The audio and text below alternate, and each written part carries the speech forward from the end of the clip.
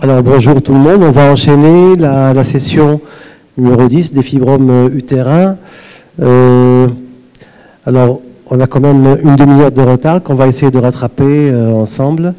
Alors je vais appeler tout de suite Dr Saif Boukriba qui est radiologue à l'hôpital La Rapta. Alors Saif, il est où? Il nous rend tous les jours d'énormes services, Saif. Merci pour ce que tu fais. Merci beaucoup. Alors, tu vas nous parler de l'apport de l'imagerie pour suspecter les fibromes atypiques? Oui, c'est ça. À toi la parole. Merci. Donc, je remercie le bureau de la STJO pour cette invitation et je suis ravi de parler aujourd'hui de l'apport de l'imagerie pour la suspicion des fibromes atypiques, essentiellement différencier ces fibromes atypiques des sarcomes finalement.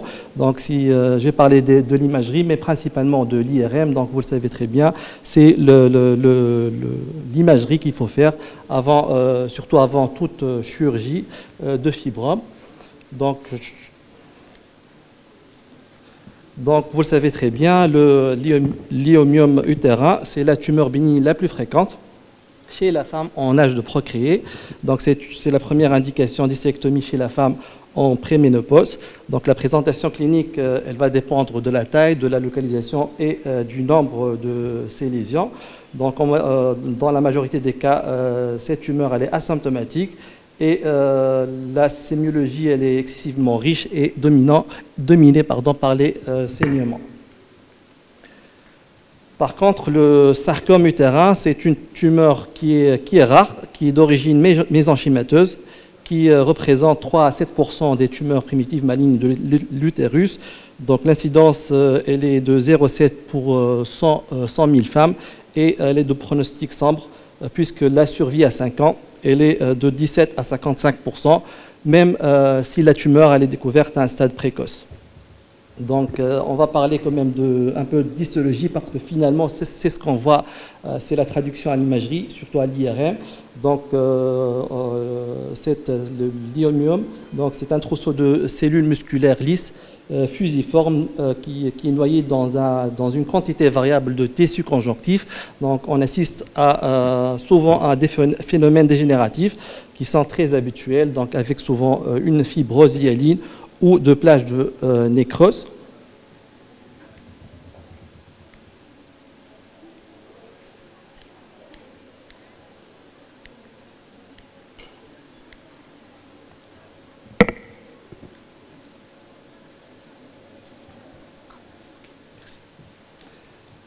Donc certains myomes sont mitotiquement actifs, donc on parle de myomes cellulaires ou hypercellulaires, donc caractérisés par un nombre très élevé de mitoses, un nombre important de cellules musculaires avec un faible contingent conjonctif. Donc ces formes cellulaires sont bénignes, mais posent parfois des problèmes diagnostiques à l'histologie, en anatomopathologique, et également à l'IRM, donc on trouve des difficultés pour différencier ces formes hypercellulaires des vrais sarcomes. Donc ça pose énormément de problèmes, mais grâce à des critères qu'on va voir ensuite, donc on arrive à faire la part des choses. Donc pourquoi l'IRM en préopératoire? Tout simplement parce que il faut distinguer ces formes atypiques du sarcome, puisque vous le savez très bien, le morcellement chirurgical des sarcomes est contre-indiqué. Donc on commence bien sûr, vous le savez très bien, par une échographie, donc ça va servir de différencier, voilà, de rattacher l'origine de cette tumeur, donc est-ce que c'est une tumeur utérine ou bien c'est une tumeur ovarienne, de voir l'écostructure, de voir les contours, donc également la vascularisation, donc ça nous donne une première idée. Puis on va demander l'IRM, donc les indications principalement c'est le bilan préthérapeutique ou avant embolisation utérine, donc la cartographie, une cartographie optimale si le nombre des myomes est supérieur à 5. Pour les myomes volumineux, donc supérieurs à 10 cm, à la recherche d'une néoplasie de l'endomètre associée, aux recherches d'une adénomiose associée. Pour les myomes hypervascularisés en Doppler, ou si on a un doute à l'échographie, si on ne voit pas très bien les ovaires, donc de rattacher, de dire est-ce que c'est une masse utérine ou bien une masse annexielle. Donc comment on va faire? Donc ça ne nécessite pas de synchronisation particulière avec la phase du cycle, donc il n'y a pas de retentissement par rapport à la phase du cycle. On fait l'IRM préférentiellement après 3 à 6 heures de jeûne. Donc pour éviter le péristaltisme intestinal, on peut injecter un antipéristaltique, surtout pour les fibromes qui remontent très haut au contact des anses, et on va faire l'IRM avec une vessie en semi-réplétion. Le protocole adopté, c'est on va faire au moins 2 plans orthogonaux en T2, donc axial, coronal ou sagittal. On peut faire bien sûr les 3. Actuellement, il y a des séquences, on les appelle les séquences 3D, donc à partir d'une seule acquisition, on peut avoir finalement tous les plans, donc principalement les 3, axial, coronal, sagittal. Les séquences axiales en T1, donc très importantes, donc le T1 va permettre de différencier la composante hémorragique, de retrouver la composante hémorragique et graisseuse, donc avant et après saturation du signal de la graisse. Également une séquence très importante, c'est la séquence de diffusion avec une cartographie d'ADC. On va utiliser 2 valeurs de B, donc une valeur de 800 jusqu'à 1400 secondes par millimètre carré, puis on va injecter de façon dynamique le produit de contraste. Ça va nous donner cet aspect pour les myomes typiques. Donc on va dire qu'il s'agit très probablement d'une forme typique d'un myome si on retrouve les critères suivants en IRM. Donc c'est les contours réguliers, de la masse, l'hyposignal T2 qui ressemble, c'est le même signal que les muscles adjacents, en particulier les muscles glutéaux, l'hyposignal T1 toujours homogène. En diffusion, il n'y a pas d'hypersignal ou si on trouve un petit signal, donc il doit être toujours inférieur à celui de l'endomètre et des ganglions pelviens. Et la prise de contraste, elle doit être homogène et régulière. Donc je vous montre un exemple avec toutes les séquences. Donc ici il s'agit d'un myome typique. Donc les contours, ça ne marche pas. C'est bon. Donc les contours sont réguliers. L'hyposignal T2 il est comparable à celui des muscles en regard. Donc on trouve un hyposignal en T1 qui est comparable aux muscles en regard. Donc il est en hyposignal en diffusion. Donc j'ai mis cette image avec l'hypersignal de l'endomètre. Donc c'est franchement inférieur à celui de l'endomètre avec une prise de contraste qui est modérée et surtout homogène. Mais il faut faire attention devant, même si on retrouve tous ces signes, tous ces critères à l'IRM, donc il suffit d'avoir une seule adénopathie suspecte pelvienne ou bien un implant péritonéal, donc il faut oublier ces critères et il faut évoquer tout de suite un sarcome, donc ça marche aussi pour en cas de myome atypique. Donc il faut explorer toute la cavité pelvienne à la recherche de ces implants et de ces adénopathies. Pour les myomes atypiques, qu'on retrouve assez fréquemment, donc il englobe plusieurs entités histologiques. Donc on parle de l'iomyome avec remaniement hémorragique, la forme myxoïde, la forme hyaline, la forme kystique, cellulaire ou hypercellulaire, le lipoléomyome et la tumeur musculaire lisse de potentiel malin incertain. Donc c'est la forme, c'est le STAMP. En imagerie, donc ce tableau il regroupe ces différentes formes, l'aspect en IRM par rapport à la forme, par rapport au signal en T1, T2, à la prise de contraste et à la diffusion. Donc on va détailler, qu'on va illustrer par des cas. Donc on va commencer par la première forme, c'est la dégénérescence hyaline qui est la forme la plus fréquente, qui consiste en un dépôt de substances amorphes au sein d'un stroma entre les cellules musculaires, qui est responsable d'un étouffement progressif des cellules musculaires lisses normales. Donc à l'imagerie, on va retrouver un aspect comparable à celui d'un fibrome ou d'un myome en post-embolisation, comparable en T2 à un myome typique avec un hyposignal prononcé en T2.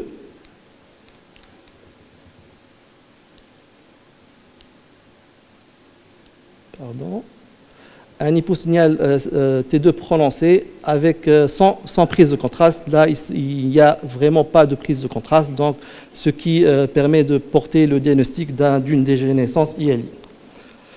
La deuxième forme atypique, c'est la dégénérescence kystique, c'est les formes kystiques. Donc, on va retrouver au sein de cette masse une large plage plus ou moins étendue de signal liquidien, c'est-à-dire en hypersignal T2 franc, en hyposignal T1, et surtout, il n'y a pas d'hypersignal en diffusion, toujours comparé par rapport au signal de l'endomètre en diffusion, et au sein de ces plages kystiques, il n'y a pas de prise de contraste. Donc, le signal est kystique, il n'y a pas de prise de contraste. Donc, on peut dire qu'il s'agit d'une forme kystique de ce fibrome. La troisième forme, c'est la forme en dégénérescence myxoïde qui est rare. Donc, la composante myxoïde, elle est en hypersignal en T2. Donc, c'est le même signal au niveau de l'utérus et ailleurs. Donc, toujours la composante myxoïde, elle est en hypersignal à T2, avec ici une prise de contraste après injection de gadolinium. Donc, je vous montre un exemple sur les différentes séquences où on voit cet hypersignal qui n'est pas comme l'hypersignal liquidien, donc il est modéré avec un signal qui est assez bas en T1, un hypersignal diffusion qui est modéré avec une prise de contraste après injection de gadolinium. Ici, c'est une séquence en T1 et on a saturé le signal de la graisse. Donc, il y a un effacement du signal de la graisse pour mieux voir la prise de contraste. La forme suivante, c'est la dégénérescence hémorragique, donc la nécrobiose aseptique, qui est rarement observée. Donc, elle est favorisée par la grossesse et la prise de contraceptifs oraux. Donc, elle est symptomatique. Ici, généralement, la découverte, elle est suite à des douleurs pelviennes. Et sur l'imagerie, à l'IRM, on voit cette composante hémorragique en hyposignal en T2, avec un hypersignal en T1, avec, on va dire, un signal hétérogène en diffusion et sans prise de contraste après injection. Donc, devant cet hypersignal en T1, donc, on peut dire qu'il s'agit d'une composante hémorragique. Le lipoléomium, donc, c'est une forme qui est assez rare. Donc, c'est ce fibrome, il va contenir des plages, des plages graisseuses qui vont apparaître d'aspect hyperéchogène en échographie.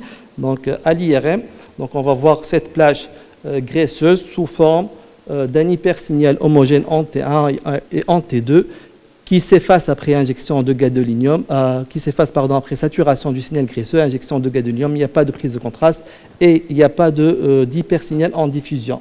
Donc, c'est grâce à la séquence, principalement à la séquence T1, qu'on a su qu'il s'agit d'une composante graisseuse, contrairement à la composante hémorragique. Donc, il y a un effacement de ce signal sur la séquence T1 après saturation du signal graisseux. Donc, on va parler maintenant du myome cellulaire. Donc, c'est une forme qui se caractérise par un accroissement du nombre de cellules par unité, en comparaison avec le myomètre adjacent ou avec les autres formes de myome. Donc, en IRM, donc, on va voir cette tumeur en hypersignal T2 intermédiaire qui est globalement homogène avec un isosignal en T1. Puisque c'est une forme hypercellulaire, donc on va avoir un accroissement du signal en séquence de diffusion avec abaissement de la valeur de l'ADC avec une prise de contraste qui est précoce, qui est intense, mais c'est finalement, par rapport au sarcome, finalement c'est l'absence de cet hypersignal franc en diffusion, la restriction de la diffusion qui va faire la part des choses. Un exemple d'un myome cellulaire, donc cette masse qui est de contour régulier, bien sûr, qui présente un hypersignal modéré en T2 qui est assez homogène, un isosignal en T1 avec un hypersignal qui est important en diffusion mais qui reste toujours inférieur au signal de l'endomètre et des ganglions adjacents. L'ADC, on voit un abaissement de l'ADC, donc un aspect, on va dire, noir en ADC, avec une prise de contraste qui est assez homogène après injection, qui est comparable au myomètre adjacent.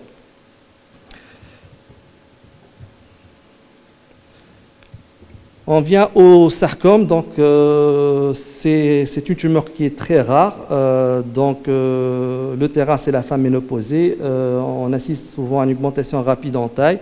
Il est découvert avec une taille assez volumineuse, donc supérieure à 10 cm. Il est de contours irréguliers, avec très souvent, pratiquement toujours, on tombe sur des remaniements nécrotico-hémorragiques. Donc il y a eu plusieurs études qui ont essayé de regrouper les critères permettant le diagnostic avec une forte sensibilité et spécificité d'évoquer le diagnostic de sarcome. Donc, à partir de ces différentes études, ont sorti 4 critères qui ont une forte valeur statistique en cas de sarcome.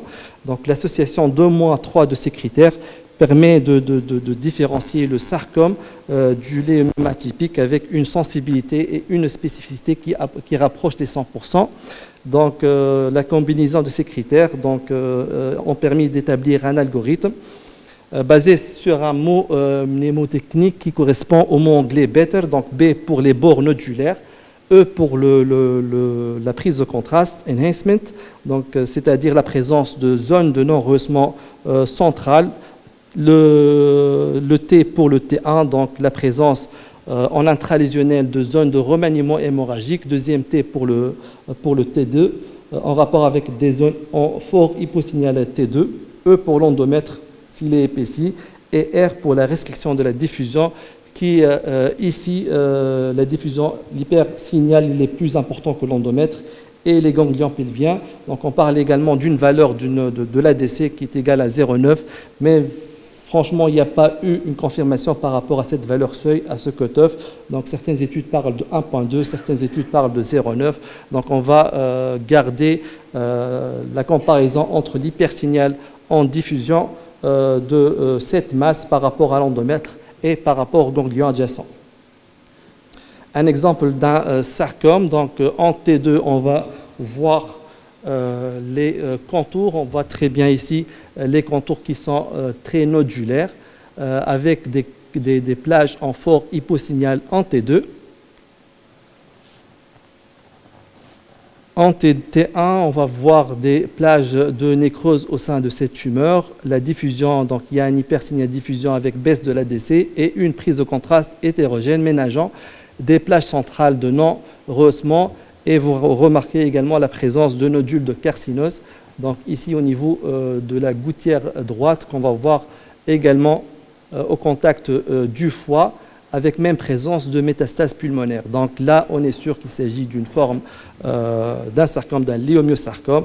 Donc on a pratiquement tous les critères à l'IRM. La dernière étude parue dans Radiologie a proposé un algorithme d'évaluation à l'IRM, bien sûr, donc devant toute masse utérine atypique ou atypique, il faut regarder la cavité pelvienne à la recherche de ces adénopathies suspectes ou d'implopéritonéaux. Donc, si on trouve ces lésions, donc on va conclure à une masse qui est fortement suspecte. Sinon, on va voir immédiatement le signal en T2. Donc, si le signal il est hypo-homogène, donc on va plutôt suggérer, suspecter la forme bénigne. Sinon, on va regarder la séquence de diffusion et on va comparer toujours par rapport à l'endomètre, par rapport au ganglion. Donc, s'il est inférieur, on va parler probablement d'une forme bénigne. Sinon, c'est une forme probablement suspecte maligne. Comme je vous ai dit, donc la valeur de l'ADC, elle n'est pas franchement dans les recommandations. Je termine par cette forme, donc les tumeurs musculaires lisses à potentiel de malignité incertain, donc qui est une forme très rare. Il n'y a pas vraiment de chiffres, donc le pourcentage, les chiffres sont pas exacts par rapport à leur incidence, dû à la faible recueil dans les différentes séries. Sur le plan histologique, il y a 3 critères qui permettent de différencier la forme bénigne ou maligne, donc les atypies nucléaires, l'index de mitose et la présence de nécrose tumorale. Il suffit d'avoir 2 de ces critères pour dire qu'il s'agit d'un sarcome. Si en présence d'un seul critère, donc on va parler là de cette forme STAMP, Sinon, à l'imagerie, on n'avance pas réellement, donc il n'y a pas vraiment de critères à l'imagerie, surtout à l'IRM pour dire qu'il s'agit de cette forme. Donc peut-être l'association ou la présence d'un seul de ces critères à l'IRM. Donc le diagnostic reste anatomopathologique. Donc pour conclure, donc vous le savez très bien, donc les myomes c'est la forme bénigne est de loin la forme la plus fréquente. On retrouve très souvent des formes remaniées qui posent un problème diagnostique de différenciation entre des formes atypiques ou bien un sarcome. L'IRM demeure l'examen le plus performant puisqu'on a la possibilité de faire l'étude sur plusieurs séquences, principalement les critères morphologiques sur la T1 et la T2, à la recherche de ces contours nodulaires, de ces plages d'hémorragie, les critères dynamiques, principalement la prise de contraste et surtout la diffusion. Je vous remercie.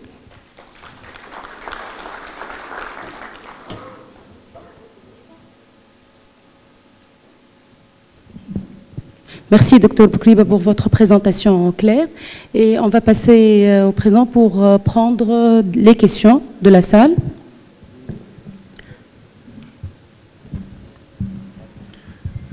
Merci pour cette excellente communication. Donc, je voudrais vous demander les indications exactes. Vous avez dit en début de votre communication qu'en préopératoire, il faudrait faire une IRM.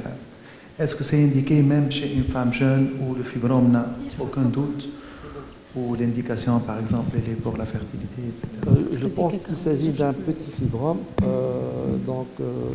avec un nombre de fibromes inférieur à 5 cm chez une femme jeune, et qu'à l'échographie, donc, on est parfaitement sûr qu'il s'agit d'une masse qui est homogène, qui n'a pas de caractère suspect, qu'il n'y a pas d'hypervascularisation en Doppler. Donc, on peut ne pas faire l'IRM puisqu'on est sûr, on est presque sûr qu'il s'agit d'une forme bénigne. Par contre, si le nombre, si on a un nombre supérieur à 5 ou si vraiment la tumeur elle est volumineuse, donc il faudrait peut-être faire l'IRM pour éliminer les quelques signes s'il y a un critère de malignité. S'il vous plaît, quand on a affaire à un myome en dégénérescence kystique multiple, à long pédicule, comment faire la différence entre ce myome et une tumeur de l'ovaire? J'ai reçu la malade de la part du radiologue me disant que c'est une tumeur de l'ovaire. Donc, en faisant la cystoscopie, c'était un myome, c'était pas un kyste de l'ovaire. Comment faire la différence? Oui, vous avez raison, on a du mal, rarement en fait, de différencier une forme pédiculée des ovaires, d'une masse d'origine ovarienne. Il suffit de voir les ovaires. Pour dire ne pas les voir, les ovaires. C'est pas tout le temps évident de voir un ovaire. Oui, hein. mais parce que l'ovaire est souvent caché derrière le myome. Comment vous allez le voir? À l'IRM ou à l'échographie? Non, à l'écho. À l'échographie, oui. Bon, je parle à l'écho. Oui, à l'échographie, ça va. C'est un peu difficile, oui, c'est vrai. Ça va cacher le. C'est parmi les indications de l'IRM. Si on a vraiment des doutes par rapport à l'origine de la masse, donc il faut faire. D'ailleurs, ça fait partie des indications. Il faut faire l'IRM pour différencier l'origine utérine de l'origine ovarienne. Mais à l'IRM, on arrive à voir, sauf quelques rares cas, différencier l'origine, donc différencier, de rattacher à la tumeur à son origine. Alors, je vous remercie, docteur. On va prendre la dernière question, s'il vous plaît. Pour cette exposition. Alors, en fait, c'est vrai que l'IRM devient très utile dans notre pratique quotidienne, que ce soit pour le mapping pelvien avant la chirurgie, l'endométriose, les fibromes et tout ça. Mais ma question, c'est juste par ordre de curiosité. Vous avez parlé des lipoléomyomes. Donc, en découvrant cette sorte de tumeur, qu'est-ce qu'il faut faire? Est-ce qu'il faut compléter une IRM pour tout le corps et adresser les patientes à un interniste ou le réadresser à son médecin traitant qui redemande une prise en charge? Qu'est-ce qu'il faut faire exactement? En cas Parce que vous avez parlé du malin, du bénin. Oui.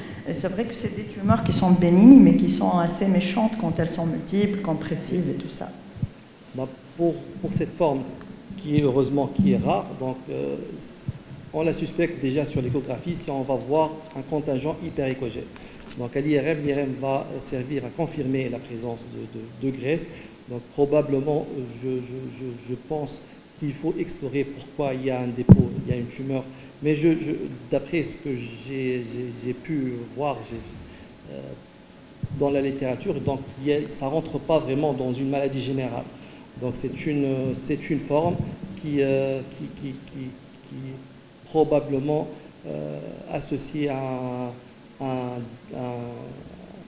une anomalie du métabolisme. Donc il faut peut-être opérer et confirmer déjà l'origine. Mais on peut voir, excusez-moi, on peut voir ça dans un cadre de phacomatose, d'STB, de... Oui, mais il y a eu des lipolyomes qui sans association avec d'autres pathologies. Donc peut-être après, sur la pièce opératoire, donc il faut voir d'autres arguments en faveur de l'origine. La dernière question, s'il vous plaît. Je voulais faire une remarque. Nous, cliniciens, ici, monsieur, nous, cliniciens, lorsqu'on va voir l'image échographique, oui. Pour l'exposition, pour moi, l'image échographique, c'est moi que je fais le diagnostic avant de voir l'image en IRM, pour que je place l'indication de faire ou non une IRM. Donc, ça, c'est la remarque. La question, donc, en récapitulant, une image bien définie d'un myome échographiquement ne nécessite pas une IRM, sauf si vraiment la masse elle est assez importante ou plusieurs myomes. Mais lorsqu'il y a une modification lors d'une surveillance, par exemple, on remarque qu'il y a une certaine modification du myome ou l'augmentation rapide du volume du myome ou l'apparition d'une image hyperéchogène au niveau de ce myome indique une IRM secondaire. Oui, c'est vraiment le nombre, c'est la possibilité de voir, d'explorer, de très bien explorer tous les myomes à l'échographie. Souvent, on est devant un myome qui est postérieur, qui est difficilement accessible, devant bien sûr la taille d'emblée ou suite à l'évolution d'apparition d'autres composantes au sein de cette lésion. Mais vous savez, donc, il suffit qu'on ait un myome qui est supérieur à 5 cm, donc ça commence à bouger, on va voir des remaniements, que ce soit kystiques, hémorragiques ou de la nécrose. Donc là, on a du mal à voir, est-ce que donc on a un doute, donc on passe à l'IRM. Sinon, il y a également l'hypervascularisation au Doppler. Donc vous mettez le Doppler, on voit qu'il y a beaucoup de vaisseaux, donc c'est une indication pour faire l'IRM, justement à la recherche de ces critères. Merci Seif. Merci à vous. Merci. Bravo pour ta brillante communication. Alors, sans plus tarder, j'invite le professeur Philippe Descamps, mon grand ami le professeur Philippe Descamps. J'ai beaucoup de plaisir à le recevoir. Alors, c'est la première fois qu'il vient nous visiter en Tunisie. Moi, je l'ai connu il y a une bonne dizaine d'années. On a commodéré des congrès un peu partout en Afrique et par le monde. Notre amitié s'est consolidée lors de nos 2 expériences à la FIGO. Alors, il a été bien sûr beaucoup plus brillant, vice-président de la FIGO récemment, et puis il a couronné son parcours à la FIGO par un magnifique congrès de Paris, qui vient d'avoir lieu à Paris il y a peine 3 semaines. Alors, ce grand chirurgien qui nous parlait de chirurgie ce matin va nous parler des nouveautés dans la prise en charge médicamenteuse des fibromes utérins. Donc, c'est pour vous dire la désescalade chirurgicale qu'on est en train de vivre ces dernières années, aussi bien en matière d'endométriose que de fibromes. Donc Philippe, à toi la parole. Merci beaucoup Khaled pour cette introduction si chaleureuse. Merci au comité d'organisation pour cette invitation. Comme Khaled l'a dit, c'est la première fois que je viens en Tunisie et je suis vraiment totalement ravi d'être ici et de vous rencontrer. Je connais beaucoup d'entre vous et je suis vraiment très heureux. Alors bravo aussi pour ce congrès qui est juste magnifique et merci aussi de rester aussi tard pour m'écouter. Après une grosse journée de communication. J'étais très impressionné par la qualité des communications, y compris celles qu'on vient d'écouter sur les sarcomes. Et vous avez entendu le professeur Fernandez ce matin, c'est vrai qu'on vit une époque de transformation profonde et d'évolution des pratiques, que ce soit des techniques chirurgicales, des prises en charge des patientes de moins en moins agressives. Et donc, il était important de faire parler un chirurgien sur le traitement médical des fibromes, parce que les choses bougent enfin, j'allais dire.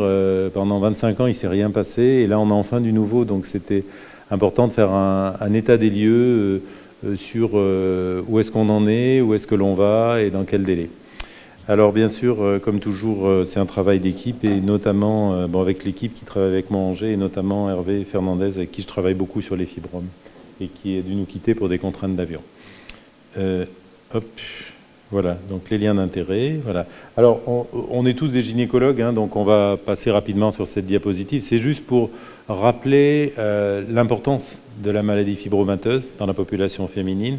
Puisque vous voyez, on estime qu'il y a à peu près une femme sur 3 des femmes caucasiennes, une femme sur 2 chez les femmes dites afro-caribéennes en âge de procréer, et qu'on a un pourcentage important de patientes qui ont des fibromes. Mais il faut toujours dire, quand on donne ce type de chiffres, que tous les fibromes ne sont pas symptomatiques et que toutes ces patientes ne sont pas à traiter, bien sûr. Hein. On estime que environ 2/3 des fibromes sont symptomatiques et parmi, donc mettons, une femme sur 3 caucasienne, une femme sur 2 afro-caribéenne, et puis les 2/3 sont symptomatiques et dans ces 2/3, il y en a 50% qui ont des symptômes modérés à sévères et c'est celle-là qu'on va traiter. Donc on réduit un petit peu la fréquence. C'est toujours et dans la plupart des pays la première cause d'hystérectomie. Et en France, on fait 60 000 hystérectomies par an. Et il y en a à peu près la moitié pour les fibromes. Et, important, l'incidence des fibromes, elle augmente. Je ne sais pas pourquoi, ne me demandez pas, je ne sais pas. Alors, ce qui est important, c'est qu'avant, on disait les fibromes, c'est des saignements. Et en fait, non, ce n'est pas que ça. Et vous voyez que, en fait, on a les saignements, mais on a aussi des signes de compression et on a aussi des douleurs. Et le gros problème, c'est que jusqu'alors, on avait des traitements qui éventuellement agissaient sur les saignements, on va y revenir, mais il y en avait très peu qui faisaient diminuer les fibromes, et puis il y en avait très peu qui agissaient sur les douleurs. Et vous voyez que quand on prend les symptômes décrits par les patientes, eh bien, les saignements, 55 saignements, ces saignements qui sont gênants, vécus comme difficiles à gérer dans le quotidien, 55%, mais il y a aussi des crampes dans le ventre, il y a aussi des maux de dos, il y a aussi bien sûr des douleurs pendant les rapports sexuels, et globalement, une diminution de la qualité de vie.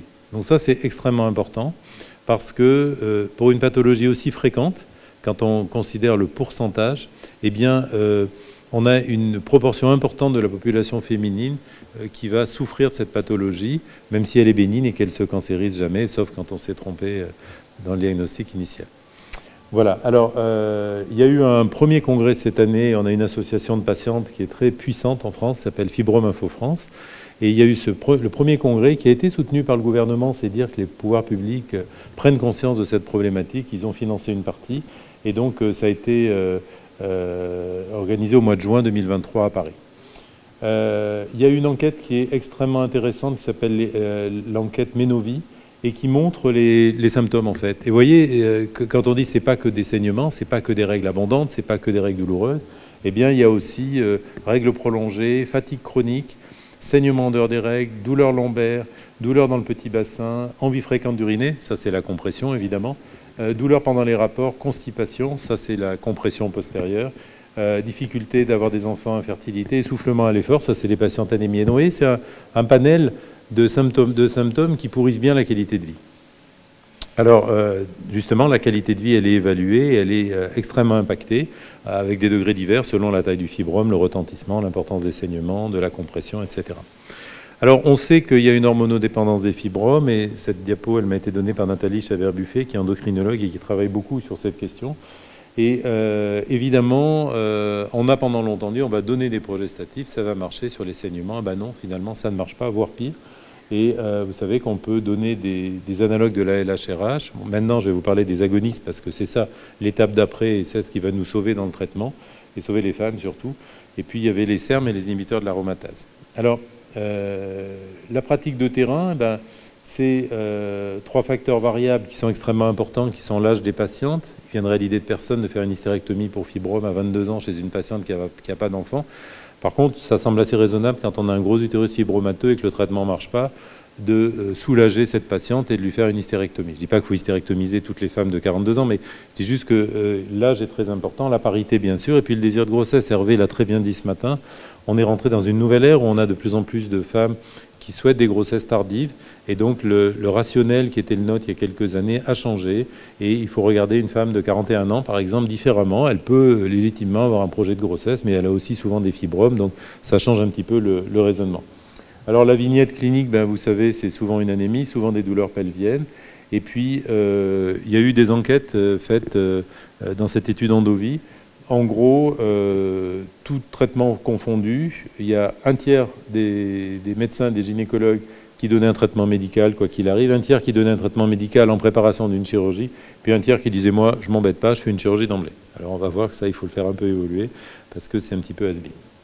Donc la stratégie thérapeutique, on a des traitements médicaux de première intention, on a la chirurgie avec toutes les déclinaisons de la chirurgie, c'est pas le lieu pour en parler, mais la myomectomie, le robot, la laparo, le vénote, etc. Et puis il y a l'embolisation des artères utérines, et puis la radiofréquence dont a parlé Hervé ce matin, et l'AFU dont je vais parler après ce topo. Voilà, donc en fait, le message pour nous les médecins, c'est de dire on ne doit traiter que les patientes qui ont des fibromes symptomatiques, ou s'il y a une infertilité, mais on n'est pas très sûr du lien fibrome et fertilité. Vous savez que c'est très débattu dans les types 2-5. Et puis, il faut considérer la taille et le projet de grossesse. Alors, le traitement médical, c'est embêtant parce qu'on n'a pas vraiment eu d'études sur les progestatifs. C'est-à-dire qu'on en a donné, enfin, ma génération en a donné des camions de progestatifs. Et il faut être honnête parce qu'on n'avait pas grand-chose à donner à des patientes qui venaient nous voir en consultation. Et je pense que c'est pareil pour vous. Et finalement, on n'avait pas de preuves. On avait tellement peu de preuves que on a suspecté quand même les sociétés qui faisaient les progestatifs de ne pas vouloir initier d'études parce qu'ils savaient bien que quelque part, il n'y aurait pas de réponse. Alors, il y a les analogues qu'on donne en préopératoire. Vous savez que malheureusement, l'Esmia, l'ulipristal, l'acétate a disparu en France. On n'a plus le droit de le donner. Mais il est encore prescrit dans certains pays d'Europe. Moi, je pense personnellement que c'est un excellent médicament. Enfin, nous on ne peut pas. Moi, je vous donne que ma pratique. On ne peut plus le prescrire aujourd'hui. Alors pourquoi est-ce qu'il faut traiter les fibromes? Il faut les traiter parce que ça embête les femmes dans leur quotidien, on vient de le dire, mais il faut aussi les traiter pour améliorer leur fertilité, parce que si vous avez un fibrome de type 0,1 par exemple, et que la dame fait des fausses couches, évidemment qu'il faut enlever le fibrome en dehors des saignements, ça va améliorer sa fertilité.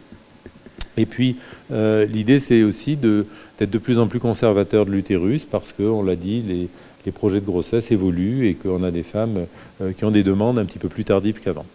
Alors, bon, on ne reprend pas la classification de la FIGO, hein, vous savez que c'est 0 à 7, c'est assez bien fait, c'est Malcolm Monroe, comme ça a été redit ce matin par Hervé, qui a mis au point cette classification. On ne parle plus de sous-muqueux, d'interstitiel et de sous-séreux, même si les plus anciens on l'a dans la tête, mais en gros, c'est 0,1 pour ceux qui sont dans la cavité, c'est de 2 à 5 pour ceux qui sont dans l'épaisseur du myomètre, ce qu'on appelait avant les interstitiels, et puis c'est 6-7 ceux qui sont à l'extérieur, les sous-séreux. C'est assez simple, ça permet de dire la même chose, et quand on lit les articles, de savoir de quoi on parle. Donc, on y va. Le traitement médical, c'est pour qui? Eh bien, alors, plutôt des fibromes symptomatiques, évidemment. Il viendra à l'idée de personne de pas traiter, de donner des médicaments à une patiente qui se plaint de rien. Si elle a pas mal, qu'elle saigne pas et qu'elle n'a pas de signe de compression, voilà. C'est plutôt les non 0,2 parce que quand il y a quelque chose dans la cavité, il vaut mieux l'enlever parce que ceux-là, ils saignent beaucoup, comme des robinets parfois. Ceux-là, ils gênent l'implantation et donc ils parlent, ceux-là. Donc effectivement, ce n'est pas le bon lieu pour le traitement médical. Le traitement médical, c'est quand la patiente n'a pas de projet de grossesse. Et puis, il faut bien sûr éliminer, ça a été dit brillamment avant moi, un éventuel sarcome parce que ça, c'est extrêmement délétère, vous le savez, de laisser évoluer ou d'opérer mal un sarcome. Mal, ça serait morcelé. Voilà, alors le traitement médical, donc c'est aussi traiter les saignements, et puis c'est de trouver un traitement qui traite la maladie myomateuse. J'ai dit tout à l'heure que cette maladie myomateuse, c'est pas seulement les saignements, puisqu'il y a la compression et les douleurs, donc il faut essayer de trouver un package thérapeutique qui va nous permettre de tout traiter, et puis peut-être avant l'AMP, pour faciliter l'AMP, c'est un autre débat. Donc quel traitement? Alors on y va, on a les saignements, on a les progestatifs, on a les agonistes et antagonistes, et puis les autres, on n'utilise plus. Alors le traitement des saignements, désolé pour cette diapo, mais qui a l'avantage d'être parlante et qui marque les esprits. Donc le traitement des saignements, il y a l'acide tranexamique, excusez-moi, les anti-inflammatoires non stéroïdiens, puis les oestrogènes. Bon, en pratique, on donne beaucoup d'acide tranexamique, d'Hexacil. C'est vrai que c'est un médicament qui est très pratique d'utilisation, qui marche quand même très bien, et qu'il n'y a pas un gynécologue ou une gynécologue qui n'a jamais donné d'Hexacil à une patiente qui saignait. Les anti-inflammatoires non stéroïdiens, ça marche moins bien que l'Hexacil, mais ça marche mieux que le placebo. Enfin, on n'en donne quand même pas beaucoup. Et il y a eu une méta-analyse qui a été publiée par Nathalie Chabert, une mise au point l'année dernière là-dessus. Alors l'évaluation, elle est assez compliquée. Vous savez qu'on parle du score de IGAM avec... enfin bon, en gros, quand on est en consultation, moi je demande jamais à une patiente de peser les garnitures et de savoir à combien elle est de IGAM, mais elles vous le disent. Quand une patiente vous dit « je me change 6 fois dans la journée au premier jour de mes règles ben, », c'est sûr qu'elle est très invalidée. Voilà, alors les progestatifs, ce qui est extrêmement important, c'est ça, comme je disais tout à l'heure, c'est qu'on a donné énormément de progestatifs, et il est maintenant montré par pas mal de sociétés savantes, dans les Canadiens, ça a été publié, qu'il n'y a aucune preuve sur leur efficacité. Aucune preuve, et voire même ça pourrait être délétère. Donc ça c'est important parce que franchement il ne faut plus donner de progestatifs pour traiter les fibromes. Aucune preuve de l'efficacité. Voilà, alors on peut les donner pour traiter les saignements, mais c'est inconstant, et puis surtout ça ne va pas agir sur le volume. Donc franchement, je pense qu'on n'a plus le droit, et puis maintenant il y a le problème du méningiome qui s'est surajouté, donc on est extrêmement prudent. Alors le SIU ou le levonorgestrel, le Mirena ou le Quilina, bah, oui, mais si l'utérus est très déformé, ben, stériler, ce n'est pas forcément idéal. Et en tout cas, il est contre-indiqué quand il y a un fibrome intracavitaire, parce que là, il va être expulsé ou il ne va pas être efficace.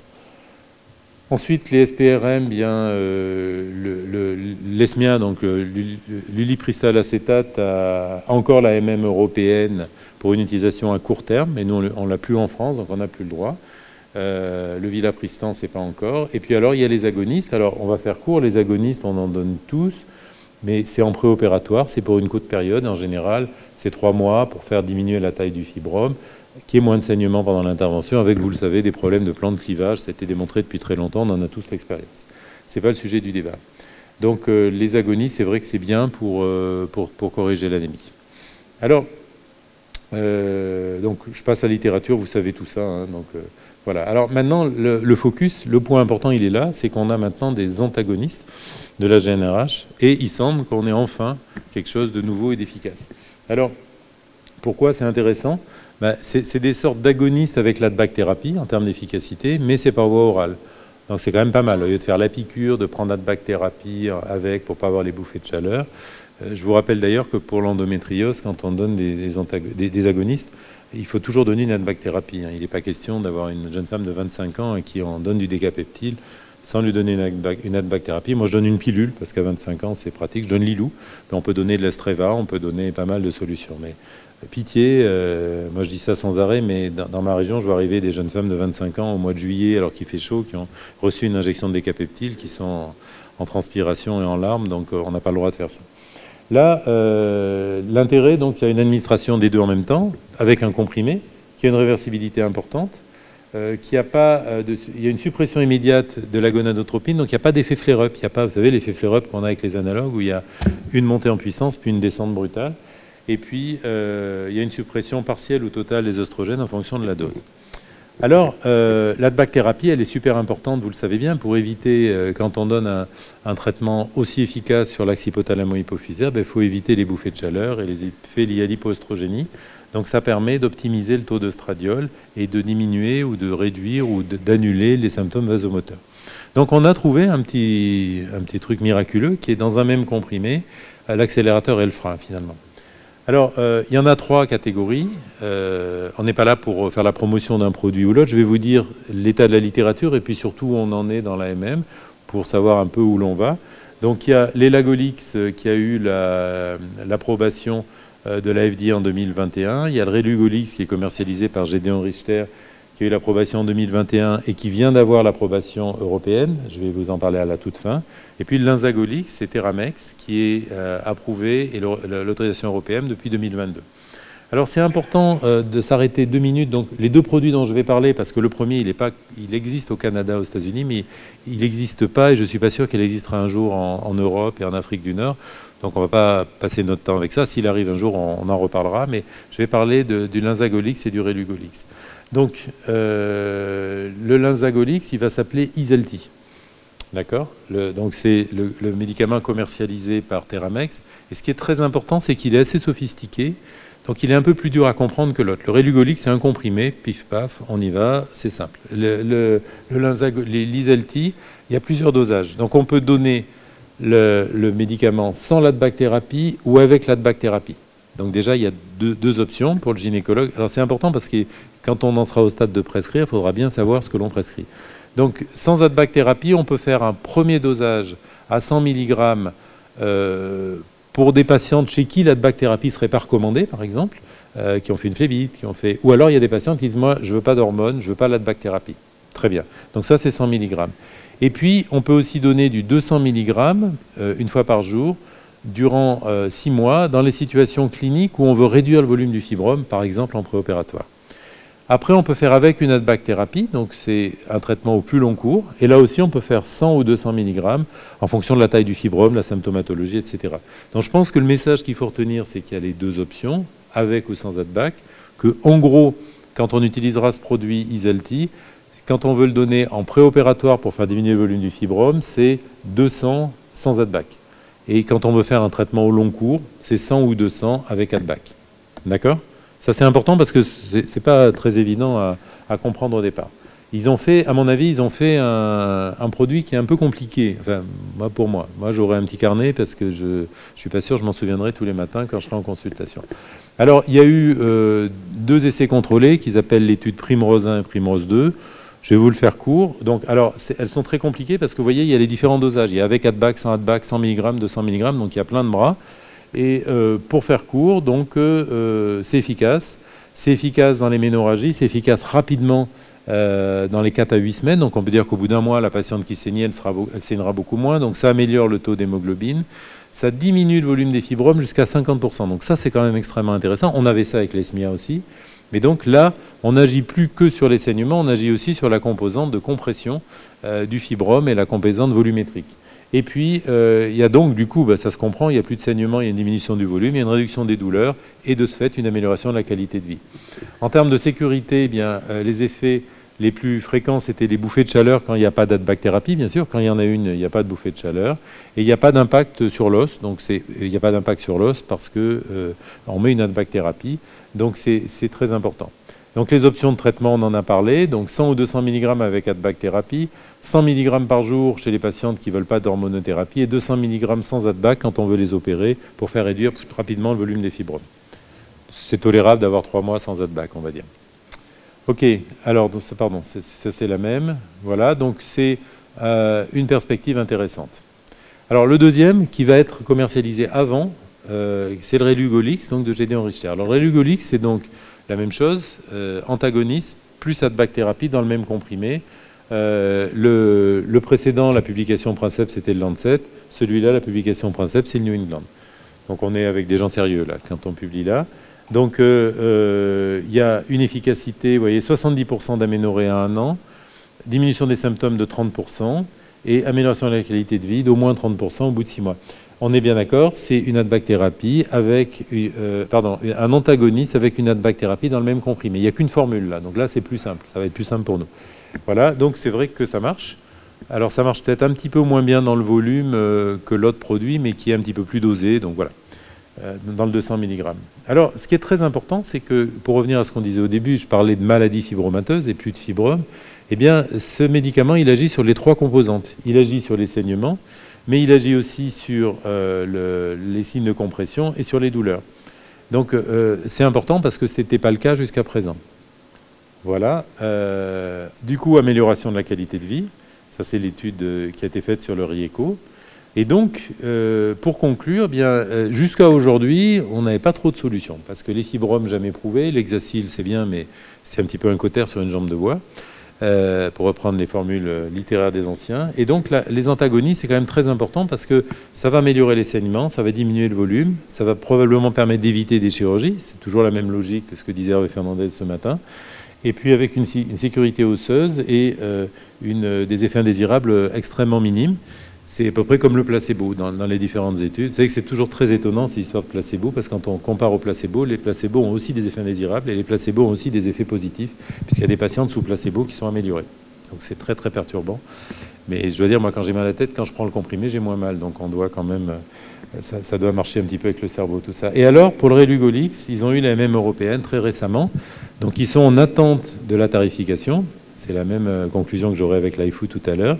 Ils sont en attente de la tarification et dès qu'il y a la tarification, qui est déjà proposée dans plusieurs pays d'Europe et qui est commercialisée dans plusieurs pays, notamment les pays limitrophes de la France, eh bien on pourra l'utiliser. Voilà, donc en fait, avant on traitait les saignements, Et maintenant, avec les deux produits dont on va disposer, le Relugolix et l'Elagolix, eh bien, on va pouvoir enfin traiter la maladie myomateuse. Donc on est dans une solution d'amélioration et de progrès. Et je pense, pour avoir discuté avec les deux sociétés qui sont donc Theramex pour l'Elagolix et Gédéon Richter pour le Relugolix, que le Relugolix va être commercialisé avant, probablement en 2023. Dès qu'ils ont la tarification, ils vont lancer le produit. Donc je pense que dans les 6 mois, probablement qu'à Ginazur, je ne sais pas si André est dans la salle, mais on aura peut-être cette information, on pourra en parler d'une façon plus concrète. Voilà, eh bien merci beaucoup pour votre attention et je vais faire un peu de pub pour on l'a évoqué ce matin, on a un collègue gentiment qui a dit qu'il était là. Si on peut remettre la diapo d'avant, excusez-moi. Voilà, on organise un congrès à Angers qui s'appelle ABC Fertilité. On a fait le premier en 2022, ça a été un grand succès. L'idée c'est de croiser des cultures différentes, des cultures de médecins de la PMA, des cultures de radiologues, des cultures de chirurgiens et de secouer un peu tout ça. Et donc la deuxième version de ce joli congrès aura lieu à Angers le 23-24 mai. Je serai ravi de vous accueillir. Merci beaucoup. Merci Philippe. Je vous propose, pour gagner quelques minutes, si tu es d'accord, oui, bien sûr. D'enchaîner. On laissera les questions pour après. Qu'est-ce que tu en penses? Oui, oui, ça me va très bien. Oui, tu as besoin d'un petit verre d'eau? Non, pas du tout, c'est parfait. Là, dès qu'il me lance la diapo, on y va. Okay. Alors, merci beaucoup. Des questions? Vous voulez poser des questions maintenant? D'accord. Ben okay, 2 alors. Moi, comme vous voulez, avec plaisir. 2, 1. Pas de souci. 2, allez-y.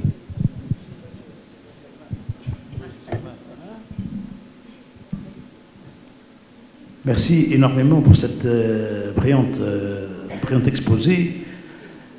Juste deux petites questions, parce que l'acétate de l'Upristal, c'était en vogue dans tous les congrès, puis en fin de compte, il a donné une insuffisance hépatique sévère, obligeant la transplantation hépatique. C'est pour ça qu'il n'est plus commercialisé, bien que maintenant il existe en tant que morning after pill, la Lawan. Et Lawan, c'est à base d'acétate de l'Upristal. Ça existe encore, même en France, je pense. C'est vrai, c'est vrai. Ce que je demande maintenant, depuis combien de temps on a commencé à utiliser les antagonistes de la progestérone? Est-ce qu'il y a un recul suffisant? Oui. Alors, moi j'ai deux...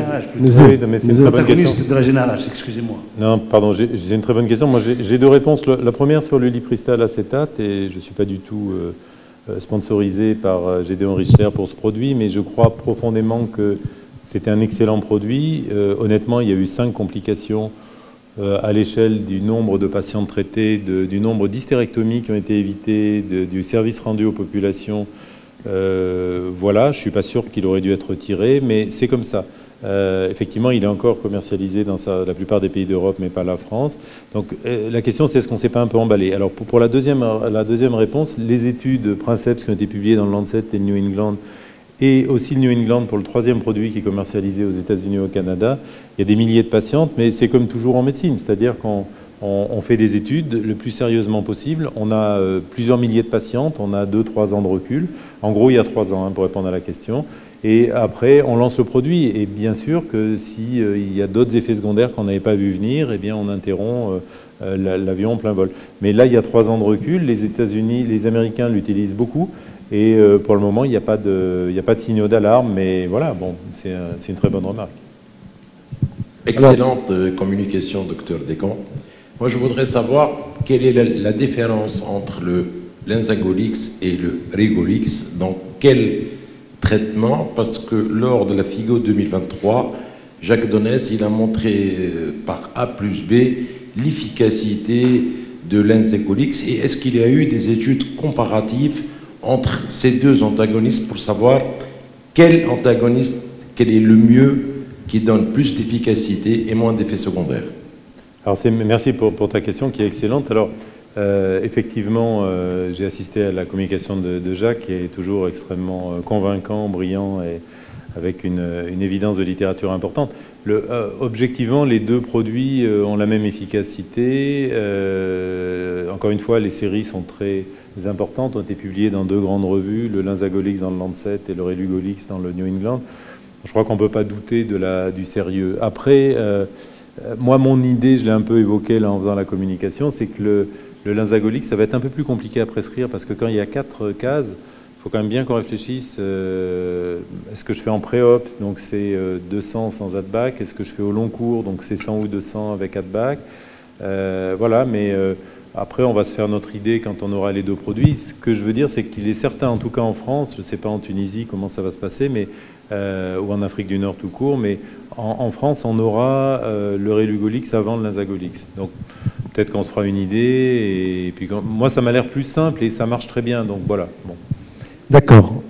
Alors, on va enchaîner avec la dernière conférence sur le HIFU dans le traitement des fibromes. Donc, c'est une technique, je pense que ça sera l'un des sujets phares de ce congrès. La technique du HIFU, on en a parlé il y a 4 ans de cela avec M. Jacqui qui est présent. M. Jacqui fait un travail extraordinaire. Il vient de Chine. Tu peux te lever, hein, tu peux te lever comme ça. Jacqui, lève-toi, lève-toi. Voilà, lève-toi. Stand up. Ah oui. Alors, il fait un travail extraordinaire au niveau du territoire du continent africain. Il se bat comme un lion pour essayer de démocratiser un peu sa machine. Mais on va voir que après le topo de Philippe, que c'est une alternative qui va nous rendre très prochainement de gros services. À toi la parole, Philippe. Merci beaucoup. Bon.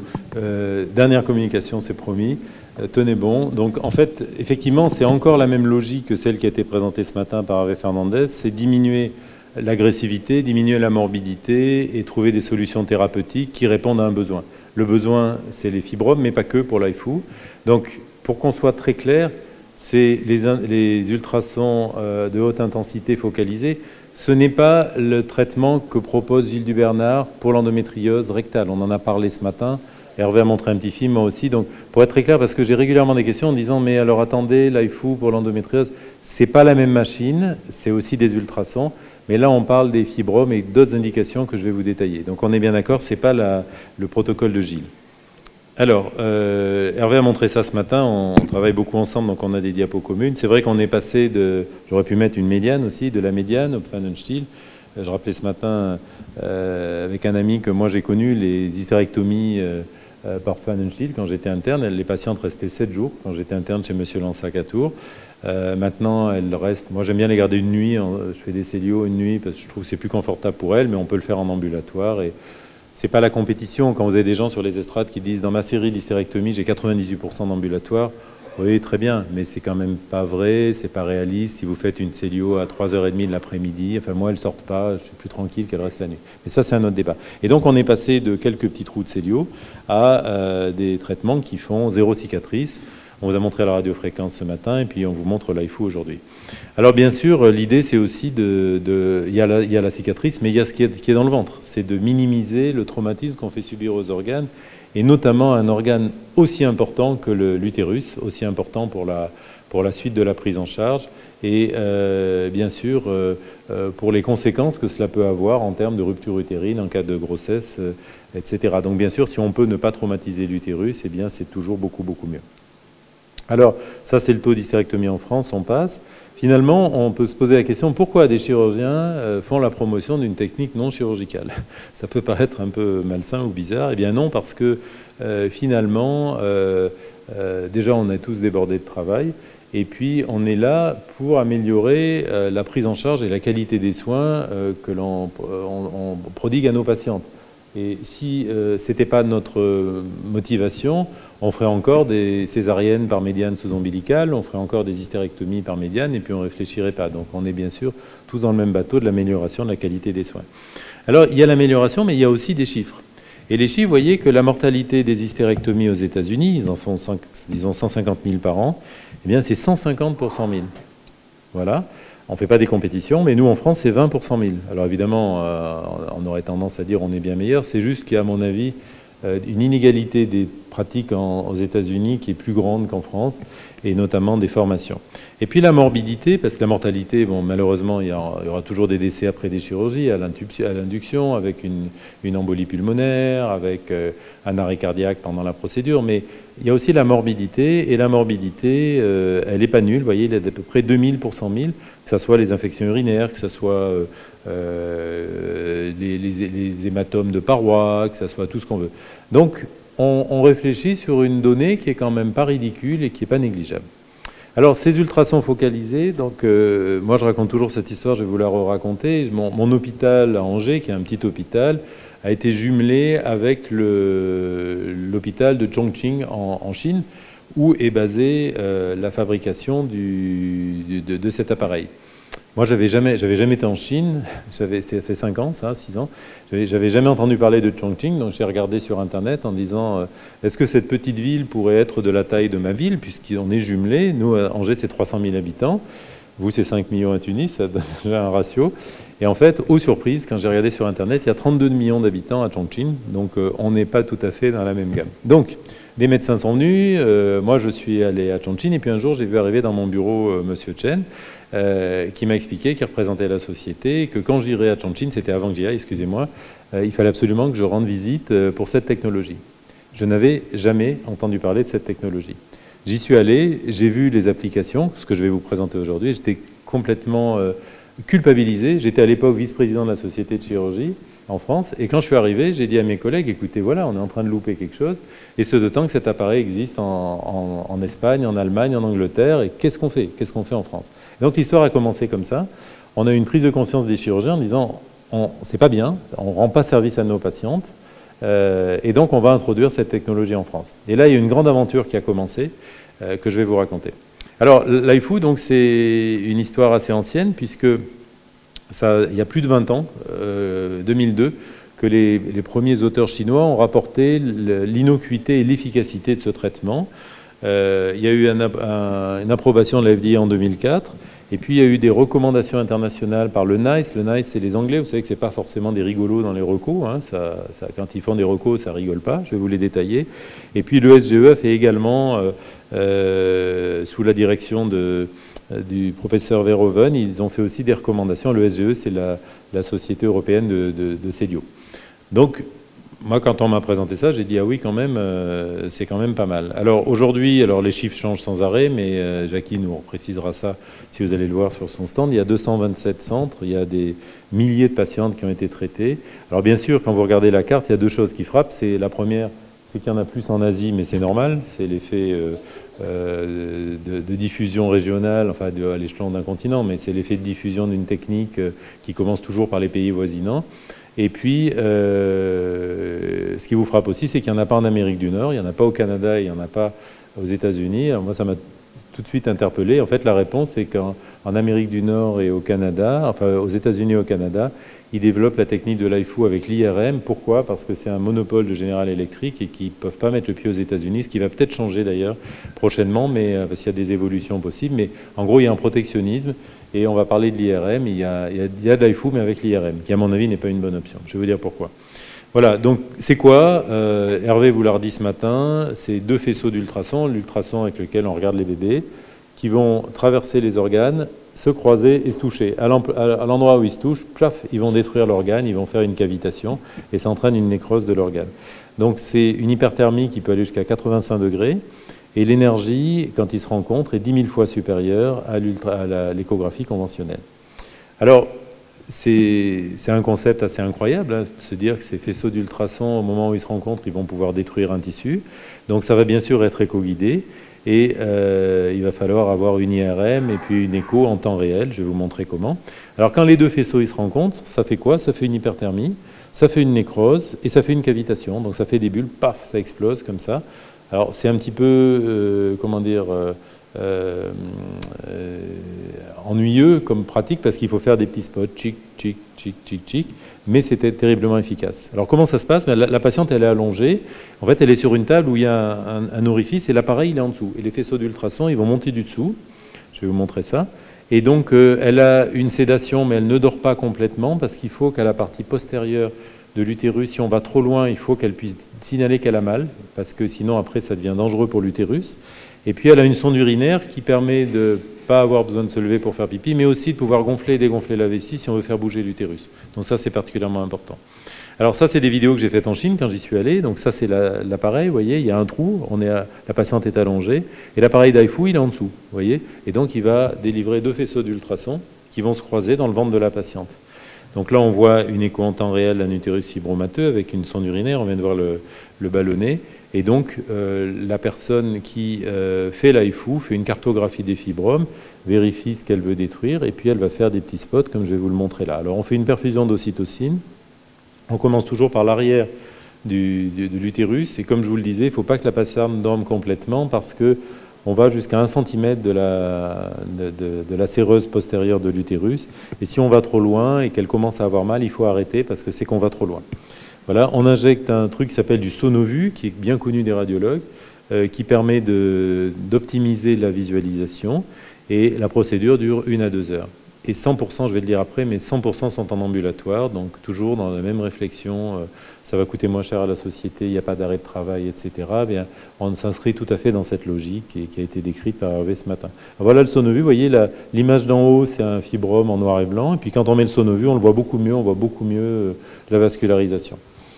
Et puis il y a l'IRM avec l'injection de gadolinium. Voilà, alors ça c'est une vidéo que j'ai faite en Chine aussi, ça c'est la collègue chinoise, vous voyez, qui alors c'est un joystick, hein, on est devant un ordi, la patiente elle est allongée, on la voit en haut à droite, et donc elle va faire des shoots, vous voyez, quand c'est vert ça shoote pas, quand elle appuie sur son truc, et quand c'est rouge ça shoot. Et donc on va faire une cartographie, on fait tout le fibrome comme ça, vous voyez, là elle tire, tchac, tchac, tchac, on arrête, on change un peu de localisation, puis on va retirer à nouveau, on y va, elle change, toc, elle tire à nouveau. Donc, ce n'est pas le process le plus excitant de la planète, mais quand on fait de la chirurgie, ce n'est pas toujours non plus un truc fantastique, hein, quand on met les trocars ou qu'on ferme une paroi. Et en tout cas, c'est vrai que ça marche bien, qu'il y a un intérêt pour les patientes. Donc, moi, ça m'avait vraiment renversé. Je m'étais dit, on est en train de louper ça. Alors, la safety, elle a été prouvée, il y a beaucoup d'articles. Et vous voyez, on a fait une petite... Ça, c'est une vidéo qu'on a faite à la maison. On a une lame de frottis, là, vous voyez.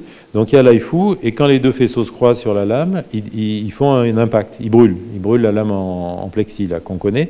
Et regardez, si on met la main sur le trajet, eh bien, il n'y a rien, parce que ce n'est pas au point de rencontre. Par contre, on mettrait la main à la place de la lame, on aurait une brûlure. Donc, vous voyez, c'est tout à fait démonstratif. Et il y a une littérature tout à fait... conséquente qui démontre qu'il n'y a pas de blessure des organes de voisinage, à condition d'apprendre à se servir de l'appareil comme toujours. Voilà. Alors, les publications sur la safety, alors c'est toujours marrant de faire des chiffres. Alors, il y a des papiers qui disent c'est 50 fois moins dangereux qu'une myomectomie. Moi, je fais des myomectomies. Personnellement, je suis convaincu, mais je suis vraiment convaincu que dans 10 ans, plus personne ne fera de myomectomie, soit par la radiofréquence, soit par l'AIFU. Et que ça sera très bien pour les patientes parce qu'on n'aura pas ouvert leur utérus. Voilà. Alors, maintenant, l'autre question, c'est le protectionnisme américain dont je parlais et pourquoi pas l'IRM. Alors, ce qui est intéressant, c'est qu'en France, on a eu 2 centres qui ont fait de l'AIFU IRM. C'était Tours, dont je viens, et donc j'ai des très bons contacts avec Henri Marie, qui était enfin, l'opérateur principal de ce protocole, et puis il y avait un centre à Bordeaux également. Alors finalement, quand on compare les deux, bien l'IRM, l'image est plus précise, mais enfin, les ultrasons, c'est quand même beaucoup plus rapide, c'est beaucoup plus simple. Les ultrasons, ça peut être fait soit par un gynéco, soit par un radiologue. Alors après, ça sera à nous de nous déterminer. Nous, on a essayé de prendre la main pour ne pas se faire piquer ça par les radiologues, mais il y a des radiologues dans la salle. Après, c'est des organisations locales, hein, j'allais dire. Si les patientes peuvent profiter d'une technologie, que ce soit marqué radiologue ou gynécologue, ça ne me pose pas beaucoup de problèmes. Et puis, l'IRM, en fait, on a arrêté d'en faire en France, que ce soit à Tours ou à Bordeaux, parce qu'il y a une forte demande des IRM. Et de bloquer une machine pour 2 heures pour un traitement, c'est très très compliqué, quoi. Puisqu'en gros, dans une après-midi, vous avez 2 traitements, le temps que la patiente sorte, tout ça, qui est la sédation. Et les radiologues disaient, bon, vous êtes bien gentil, mais enfin, non. Et le collègue qui le fait encore à Bordeaux, il le fait le samedi pour ne pas bloquer la plage opératoire, donc c'est un peu du luxe. Voilà. Donc, objectivement, dans la littérature, c'est plus économique et c'est quand même plus pratique. Voilà, les 2 appareils. Alors, les 2 appareils sont gros, hein. Vous avez vu les photos, je ne sais pas si je peux revenir en arrière. Il y a une IRM à gauche et il y a un AIFU à droite. C'est quand même une grosse mécane, c'est pas un petit appareil d'écho portable. Et ça veut dire quoi? Ça veut dire qu'il faut une salle dédiée, donc ça s'anticipe et ça se prévoit. Alors, les indications pour nous, numéro 1, c'est les fibromes, hein, ça c'est complètement évident. Mais il y a aussi l'adénomiose, Hervé Fernandez en a très bien parlé ce matin. Il y a aussi l'endométriose pariétale. Il y a aussi des publications sur le placenta accreta.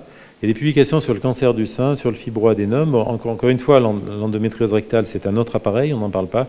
Et puis des grossesses sismiques. Donc vous voyez qu'il n'y a pas que le fibrome, même si la pathologie fibromateuse est extrêmement répandue, bien sûr, comme je l'ai dit tout à l'heure dans le premier topo. Et puis alors, ce qui est très important, c'est que quand vous faites l'acquisition d'un HIFU pour une institution, eh bien, on peut traiter d'autres pathologies. Les cancers de la prostate, les cancers du foie, les cancers du pancréas, les cancers des os.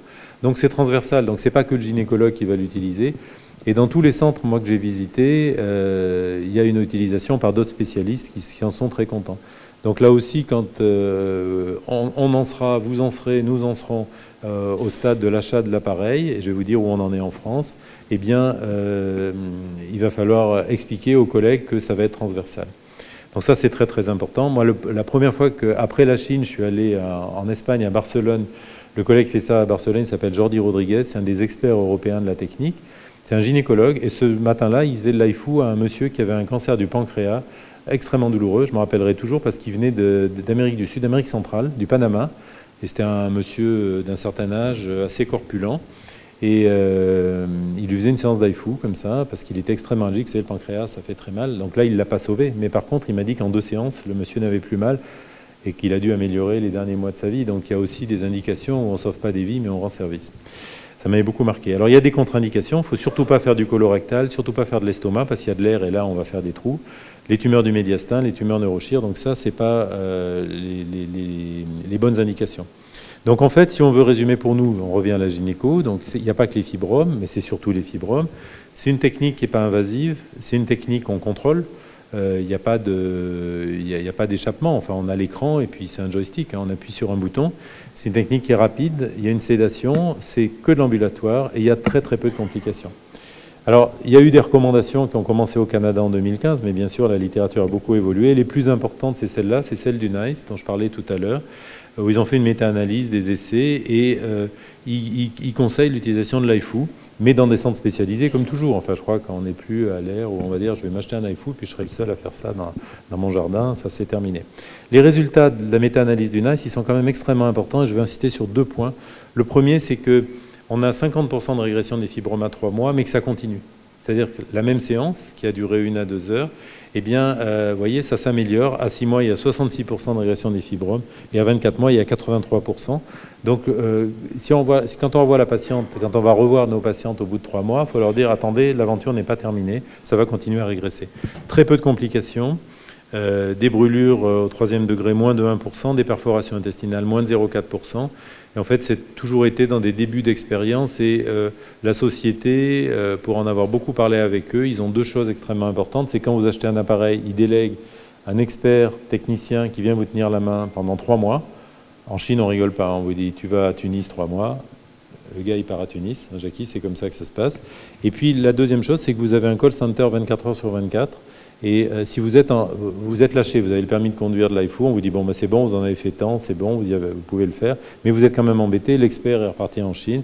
Eh bien 24 heures sur 24, et ça je l'ai vu de mes yeux vus en Chine, une espèce d'énorme salle, et il y a des gens qui appellent du monde entier en disant je suis là, mais est-ce que je vais là, est-ce que je vais là? Et il y a un expert au bout du fil qui vous dit il y a ça. Donc c'est quand même extrêmement rassurant, c'est très très pro, hein, très très sérieux. Voilà, juste pour parler dessous, et on va en parler dans la discussion, en Angleterre, donc, l'HIFU est remboursé 4150 livres par procédure, parce qu'ils ont fait des calculs médico-éco, on évite de la chirurgie, on évite des complications, on évite des hospitalisations, et donc ça c'est le prix actuel de remboursement, et je vais vous dire où on en est en France. Alors, est-ce que nous, les gynécologues, quand on entend ça, on se dit, bon, moi je fais de la chirurgie, j'aime bien opérer, est-ce que ça va changer ma pratique? Eh bien, j'en suis vraiment convaincu. Donc, on a travaillé avec notre société de chirurgie parce qu'on était convaincus. Pourquoi on était convaincus? Parce que c'est une technique qui est pas invasive. Là, il y a une photo de Célio. Bon, ça, c'était un workshop de fibrome qu'on avait fait, justement, et le micro, le truc, on fait les malins, mais finalement, encore une fois, je suis convaincu qu'on fera plus de myomectomie et qu'on a une précision dans le geste, dans la préservation de l'utérus et dans la restauration de la fonction de l'utérus. Donc je pense que c'est l'avenir réellement très important. Et vous voyez, j'ai mis volontairement une vidéo de myomectomie pour se faire plaisir aux chirurgiens, mais on est très content, hein, c'est rigolo, on enlève une boule, on suture, on dit voilà madame, j'ai fait des photos, votre fibrome il était comme ça, très bien. Mais quand même, on sait tous que il y a des saignements, on sait tous que c'est très adhésiogène, on sait tous qu'il y a des risques de rupture utérine, que quand on y revient, c'est souvent collé partout sur l'utérus, même si on met des gels anti-adhérentiels, comme je suis en train de faire là. Et donc, en termes de préservation de la fertilité, eh bien, je suis persuadé que la chirurgie n'est pas la technique d'avenir pour les fibromes qui sont tellement fréquents. Voilà. Alors, les inconvénients, bien, c'est le coût de l'achat. Mais finalement, j'en parlais avec une collègue radiologue ce matin. Alors, bien sûr, tout dépend du remboursement ou pas, tout dépend de la patientèle que vous avez. Mais en gros, les centres estiment que, vu la fréquence des fibromes, quand on achète un appareil, et encore une fois, il n'y a pas que les fibromes, on rembourse l'appareil en 1 an et demi ou 2 ans, selon le coût, le prix que l'on met. Et c'est des appareils qui durent 10 ans au moins, donc ça devient assez rapidement rentable. Et ça a été un des arguments qu'on a utilisé pour nos autorités de santé, parce qu'il faut regarder les choses en face, en disant beaucoup moins d'hospitalisation, beaucoup moins de complications.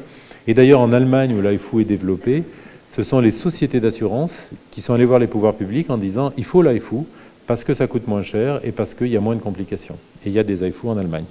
Voilà, la learning curve, ils estiment qu'il faut 40 procédures, sous contrôle, encore une fois, d'un expert chinois qui se déplace, qui est à côté de vous. Vous pouvez aussi aller voir d'autres opérateurs. Enfin voilà. 40, c'est la fourchette haute. En général, pour les gens qui ont l'habitude de la gynéco, qui ont l'habitude de l'écho, moi je l'ai vu, honnêtement, c'est pas compliqué. Je pense que la technique de Gilles Dubernard est plus compliquée, parce qu'il y a la sonde endorectale, il ne faut pas se tromper hein, dans le rectum. Là, c'est un fibrome, c'est une boule, on tire dedans. Honnêtement, c'est pas très très compliqué. Voilà. Alors, la fertilité, maintenant, c'est extrêmement important, parce que c'est quand même la plupart des patientes que l'on est amené à traiter, notamment pour les myomectomies. Donc il y a beaucoup de papiers qui montrent qu'il y a un intérêt majeur dans la fertilité et aussi qu'il n'y a pas d'atteinte de la réserve ovarienne. Donc ça, c'est extrêmement important. Donc je passe les publications, il y en a énormément. Il n'y a pas d'impact sur la réserve ovarienne et bien sûr, comme on fait rétrécir la taille des fibromes, et bien si on pense qu'il y a une indication à faire réduire la taille d'un fibrome, je parle des 2 EK, de toutes ces méta-analyses qui ont été faites où on ne sait pas trop, mais enfin quand même, peut-être qu'il faut le faire, et bien il y a une amélioration de la fertilité. Je vais revenir un tout petit peu en arrière. Ça c'est la grossesse, excusez-moi, j'étais passé un peu vite, et là aussi il y a énormément de papiers qui sont sortis. Il n'y a aucune conséquence sur la grossesse. C'est-à-dire qu'il n'y a pas eu une rupture utérine dans les milliers de cas qui ont été faits dans le monde. Il n'y a pas eu une nécrose utérine, il n'y a pas eu rien. C'est-à-dire toutes ces femmes, ce n'est pas le cas de l'embolisation. Hervé Fernandez l'a rappelé ce matin. Quand on fait une procédure d'AIFU à une femme qui a un projet de grossesse, on est totalement rassuré sur le fait qu'elle nécrosera pas son utérus et qu'il n'y aura pas de conséquences sur ses grossesses ultérieures et qu'il n'y aura pas de rupture utérine. On a tous en tête des ruptures utérines après myomectomie, même si on pense qu'on est très bon. Voilà, alors l'étape d'après, ça a été ça. C'est qu'on avait l'impression d'être comme dans Astérix. Donc Hervé était président de la société de chirurgie, moi j'étais vice-président. Et donc avec l'accord de notre CA, on s'est mis en tête de bousculer les lignes et de convaincre nos autorités de santé. Alors ça a été très compliqué. Ça a pris 3 ans et on avait vraiment l'impression d'être dans Astérix. Vous vous souvenez, Astérix, c'est pas là, c'est au sous-sol. Vous allez au sous-sol, non, c'est au 5e. Vous allez au 5e, c'est au 1er. Et ça a vraiment été ça, et sauf que c'est pas comme dans Astérix et Obélix, parce qu'on ne monte pas au 5e ou au sous-sol, c'est qu'il faut prendre un rendez-vous. Donc on avait un rendez-vous au sous-sol, il disait ah ben non, c'est Madame Duchemin qui est au 4e. Ah oui, mais alors là, son assistante, elle est en vacances, il faut la rappeler lundi. Ah, Madame Duchemin, pas avant avril. Enfin, ça a été vraiment, je vous assure, un parcours du combattant. Il fallait vraiment qu'on soit convaincu. Mais, l'obstination paye. Et après 3 ans d'efforts, au milieu de ça, il y a eu le Covid. Eh bien, en avril 2022, excusez-moi, je croyais qu'il y avait un petit rond dessus. Non, il n'y a pas. En avril 2022, on a eu l'autorisation du remboursement. Waouh, 3 ans d'efforts. Et là, on s'est dit, avril 2022, ça fait 1 an et demi. Là, on s'est dit, ça y est, on a informé la société de chirurgie, on a dit, là, quand même, vous voyez, les amis, on n'a pas fait ce combat pour rien. Le dossier est monstrueux, d'ailleurs. On a dû utiliser une société qu'on a payée parce que personne dans la salle, dont moi, évidemment, n'est capable de faire un tel type de dossier. C'est extrêmement compliqué, il faut refaire toute la littérature, et puis ils ont des logiques qui ne sont pas les nôtres, vraiment. On a des logiques assez pragmatiques, mais enfin bon. Donc avril 2022, on nous dit, ça y est, vous avez le remboursement. On dit, super, merci, c'est un mail laconique, comme ça, sous quelque chose dans un bureau, qui dit, voilà le résultat, elle vous envoie une capture d'écran de ça, la HAS a décidé de rembourser votre technique. Donc rien d'autre. Alors on finit par rappeler, envoyer des mails en disant oui mais d'accord, mais combien combien et quand? Parce que nous l'idée c'est que dès qu'il y a le remboursement on veut faire venir des machines et notre idée c'est d'avoir au moins, on verra après, mais au moins 5 machines en France, c'est-à-dire une dans chaque région et 1 ou 2 à Paris, 5 ou 6 disons, de manière à ce qu'il y ait des centres de référence de fibromes et puis qu'on puisse envoyer, c'est pas grave qu'il n'y ait pas un AIFU à Angers, mais s'il y en a à Nantes ou à Rennes, moi dans ma région, ou à Paris parce que c'est pas loin, eh bien on enverra les patientes. Eh bien, croyez-le ou pas, mais on n'a toujours pas le résultat et on devrait l'avoir avant Noël. Alors, l'élément positif, c'est qu'Hervé a fini par rentrer dans cette commission, puisqu'il vient de changer de fonction professionnelle. Et donc, il a pu voir ça de près. Et là, on en a reparlé ce matin au petit déjeuner. Il m'a dit non, mais on aura la réponse avant Noël. Donc, le plan d'après, c'est dès qu'on a la réponse, c'est de pouvoir faire venir des machines. Il faut quand même un certain temps. Elles viennent de Chine. Enfin, ils en ont pas. C'est pas le garage Porsche. Hein, ils en ont pas 5 dans la vitrine comme ça. Et puis après, de commencer des vraies études avec notre pratique. Bon, les études sont faites dans la littérature, mais c'est toujours bien de se faire une idée. Et je suis convaincu qu'on a des plus jeunes collègues qui seront très intéressés par ces technologies, qu'ils soient radiologues ou gynécologues. Voilà, donc ça, c'était les papiers de l'HAS. Et donc, le take-home message, c'est qu'on a enfin des médicaments, je l'ai dit tout à l'heure, et on a enfin une technique non invasive de traitement des fibromes qui marche bien, qui se fait en ambulatoire, qui n'a pas d'impact sur la fertilité, qui permet aux patientes d'être enceintes, qui marche sur l'adénomiose. Et donc, c'est quand même plutôt très intéressant. Et moi, je suis convaincu que dans la mesure où ce n'est pas invasif, eh bien, ça deviendra le traitement de première intention. C'est-à-dire que pourquoi donner des médicaments? Et c'était bien qu'on ait les deux topos à la suite, parce que pourquoi donner des médicaments? Imaginez, vous avez une patiente vous la surveillez, puis il y a un fibrome de 3 cm qui apparaît. Un petit coup d'AIFU, et puis le fibrome, il ne va pas évoluer, quoi, plutôt que de prendre des hormones pendant des années. Même si elles sont beaucoup mieux, les hormones. Voilà. Et puis quand même, il faut toujours rappeler que quand on a des recommandations comme celle du NICE ou de l'ESGE, eh bien, c'est des choses sérieuses, c'est pas 3 illuminés dans un placard qui ont décidé que c'était bien. Voilà, donc on attend. Donc moi, j'ai fait beaucoup de promotion de cette technique parce que j'y crois très profondément. Je me suis déplacé, j'ai vu d'autres collègues qui en faisaient. Tous ceux qui en font sont absolument enthousiastes. Et leurs patientes, surtout, sont enthousiastes. Et donc, j'espère que dans 1 an, 2 ans, quand je reviendrai à Tunis, eh bien, je pourrai vous dire, ben voilà, on a une première série en France d'AIFU. Voilà, je vous remercie. Et puis à nouveau, la pub pour Angers. Merci beaucoup. Merci, professeur Philippe, pour votre présentation. On va prendre les questions à la salle et on va commencer par Dr Neji. Oui, je profite de mon statut privilégié de modérateur pour... C'est une remarque... Hein. Donc on en parlait avec Dr Ziwa qui est parti, je crois, mais c'est la rentabilité, le principal frein au jour d'aujourd'hui. Et vu qu'on passe, comme tout le monde, par des moments difficiles sur le plan économique, le frein, c'est le coût. Donc sur la rentabilité, je suis plus convaincu que toi. Hein. J'ai fait Johannesburg comme workshop. En juillet, j'étais à Chongqing justement et j'ai vu à l'œuvre les mecs, c'est impressionnant, c'est incroyable. Donc autant en profiter, mais il y a ce frein du coût, surtout pour l'achat. Hein, qu'est-ce que tu proposes comme solution rationnelle? Les solutions rationnelles, c'est déjà d'expliquer aux investisseurs, parce que c'est pas nous qui allons débourser l'argent, on va pas faire une collecte à la sortie en disant je veux m'acheter un AIFU. Donc ce qu'il faut expliquer aux investisseurs, c'est que c'est rentable. Et le meilleur agent pour ça, c'est un radiologue qui travaille en Égypte, au Caire, qui s'appelle le docteur Mohamed Hamed, qui est radiologue que tu as rencontré, je le sais, tu étais dans la même salle le jour d'un vote célèbre. Et donc, lui, il est radiologue, il a 2 appareils d'AIFU. Sa femme est radiologue, ils font chacun de l'AIFU. Et il m'a dit, écoute, c'est très simple. Alors, tout dépend des pays, évidemment. Je comprends bien qu'au Mali, on ne va pas demander le même taux pour l'AIFU qu'à Londres. Hein. On n'est pas idiots tous. Mais en gros, c'est rentable. Et ça, il faut l'expliquer au gouvernement, à vos autorités de santé, parce que nous, ce qu'on veut, c'est le faire acheter par les gouvernements. Alors bien sûr, hein, qu'à Paris, il y en aura un, l'hôpital américain, ça ne fait pas de doute. Mais moi, ce que je veux, c'est que toutes les patientes puissent en profiter.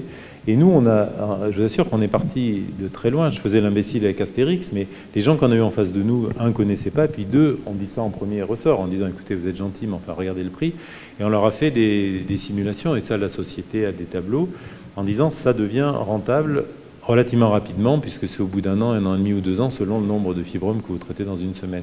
Et si vous avez des centres régionaux et que tout le monde envoie dans un seul centre les fibromes qui sont tellement fréquents, mais l'idée c'est ça, c'est pas de dire on va mettre 40 AIFU à Tunis, non, il faut en avoir 1 ou 2, ou 5 dans votre pays, ou 10, j'en sais rien, mais et de centraliser les cas, et là ça devient rentable, à la fois pour les autorités de santé, si c'est elles qui ont financé, ou pour les docteurs.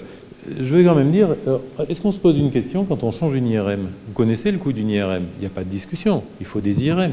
Ben là, c'est pareil. Là, enfin, dans l'intérêt des femmes, de la santé des femmes, il va falloir quand même un moment se dire, bah oui, mais on a mieux. Et quand même, les comparaisons avec la myomectomie sont frappantes, quoi.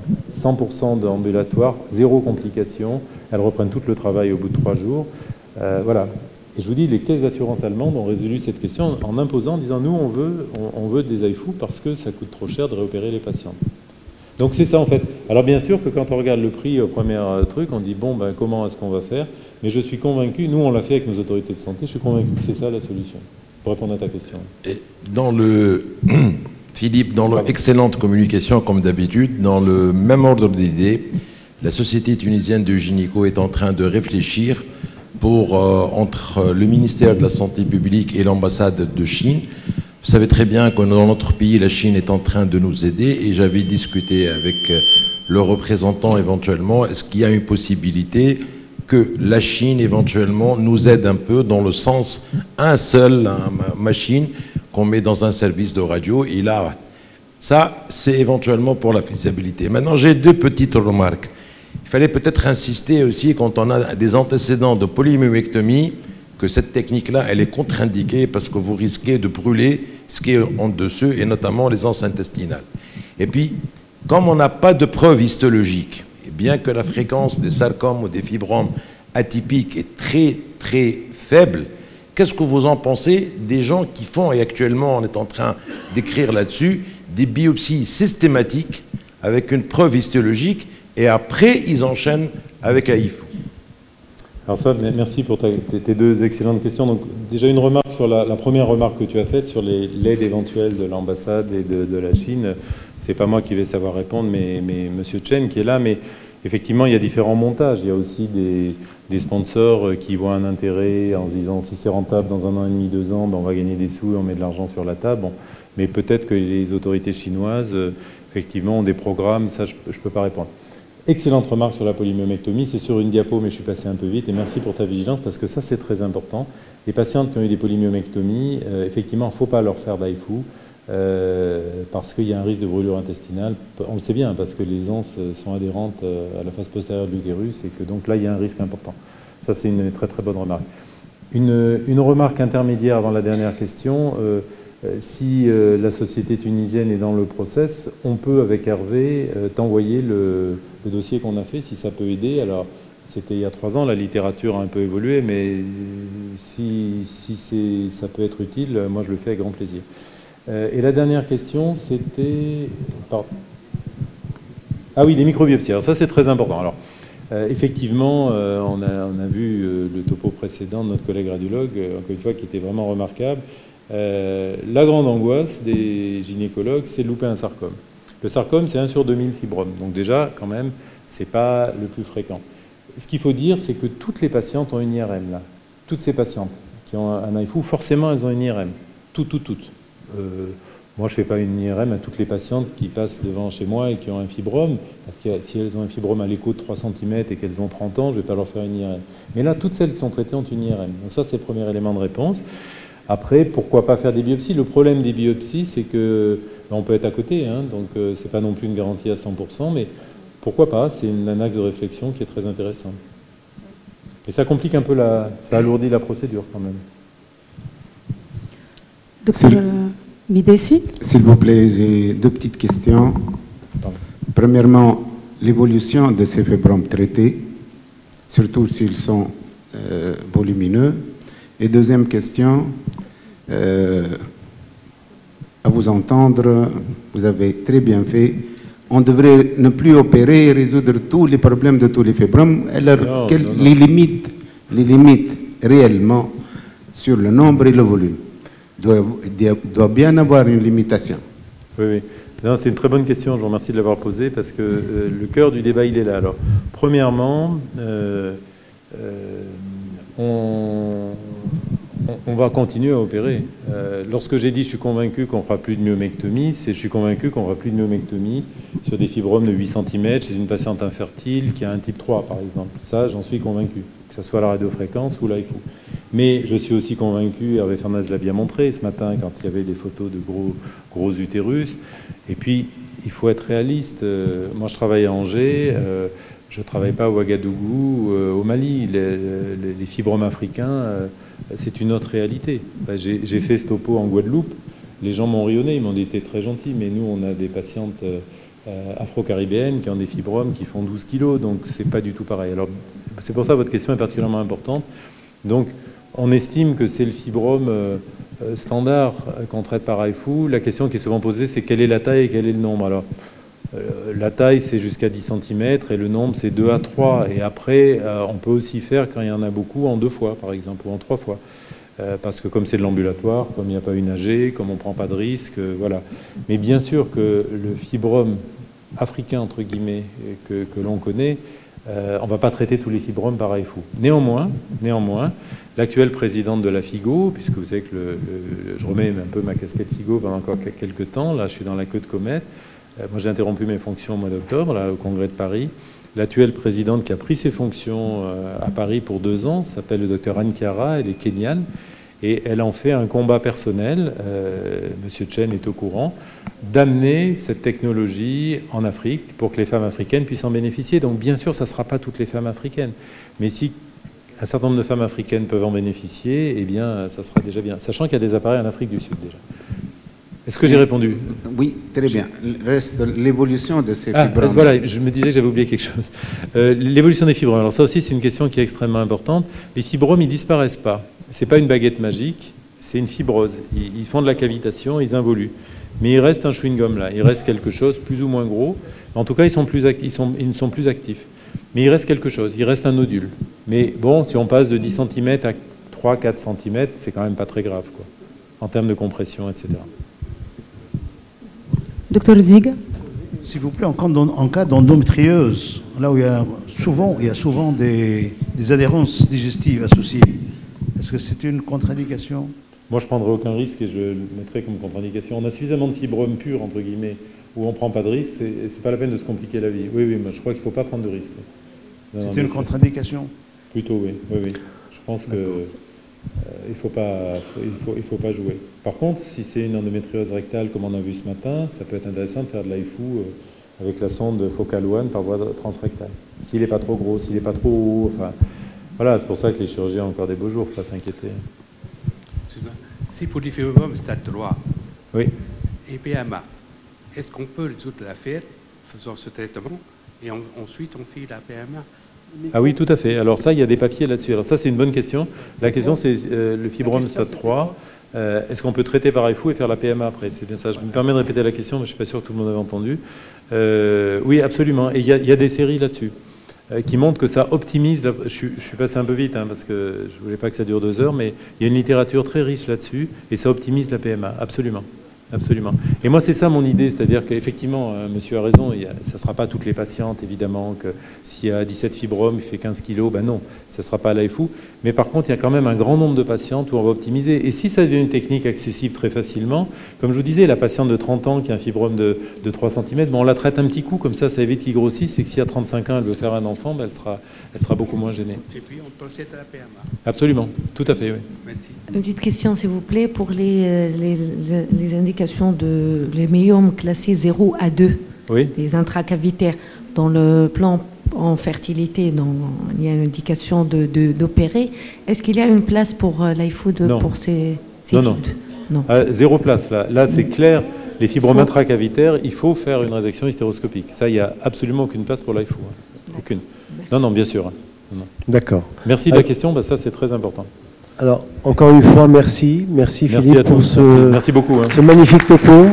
Merci d'être resté aussi tard et donc je vous donne rendez-vous demain matin à 8h30 pour la session du samedi.